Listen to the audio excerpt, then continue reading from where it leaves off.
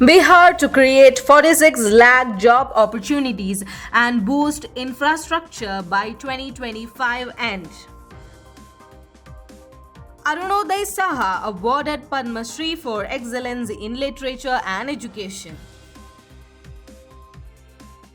FIR filed against FIIT JEE officials after sudden center closures in Delhi. President Draupadi Murmu highlights India's decade of educational transformation. Harvard professor slams Trump's birthright citizenship ban as unconstitutional. Hello everyone, welcome to Education News Network. I am Arya Vidya and today's top education news are: Bihar Governor Arya Mohammad Khan announced plans to provide 12 lakh government jobs and create 34 lakh employment opportunities by year end. Speaking at Gandhi Maidan, Patna, during Republic Day celebrations, he emphasized law and order, citing a more potent police force and communal harmony efforts. The state has signed investment commitments with 1.80 lakh crore post Bihar Business Connect 2024 with an enhanced focus on roads, bridges, and health infrastructure. 14 new medical colleges are under construction, including an upgraded 5,400 bed Patna Medical College.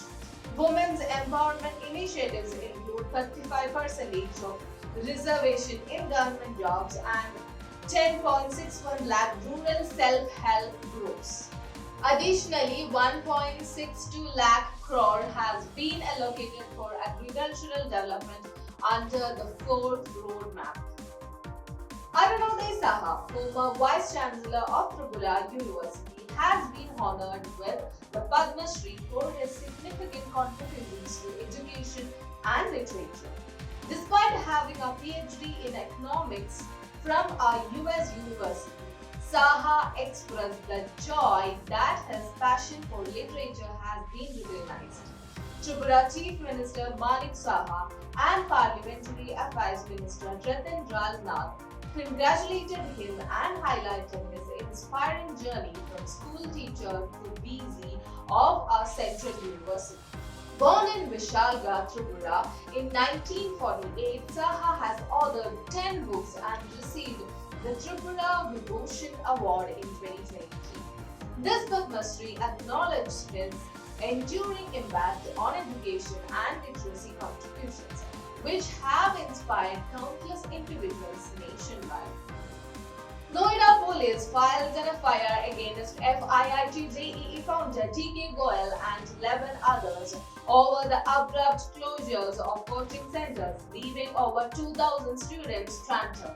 Officials including CFO Rajiv Babur and COO Manish Anand face charges of criminal conspiracy and breach of trust. After paying hefty fees, parents accused FIIT JEE of financial mismanagement and unmet promises. Reports reveal staff dispatches due to unpaid salaries, compounding student distress. FIIT JEE blamed managing partners, mismanagement, and an economic crisis for the closures, alleging competitor and conspiracies. While promising swift resolution and class resumption, the institute denied systemic fault. Probes by Delhi and Noida police are underway as parents demand transparency and accountability. In her Republic Day address, President Draupadi Murmu lauded India's education sector advancements over the last decade, citing improvements in learning quality, digital inclusion, and infrastructure. Government investments have yielded encouraging results with regional languages promoted in education, leading to notable performances aiding among students. Murmu highlighted that over 60% of new teachers in the past decade are women, emphasizing their vital role in this transformation.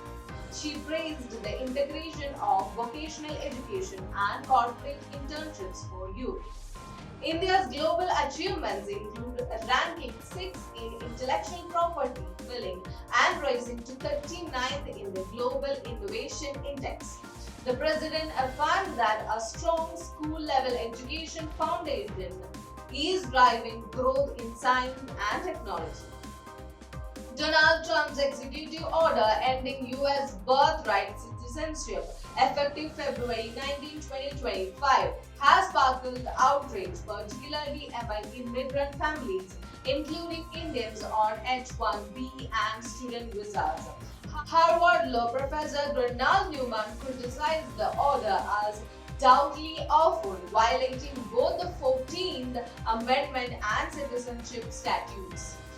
The 14th Amendment guarantees citizenships to anyone born on U.S. soil, upheld by the 1898 Wong Kim Art case. Trump's administration argues the amendment excludes children of undocumented immigrants and visa holders, a claim dismissed by Newman as baseless.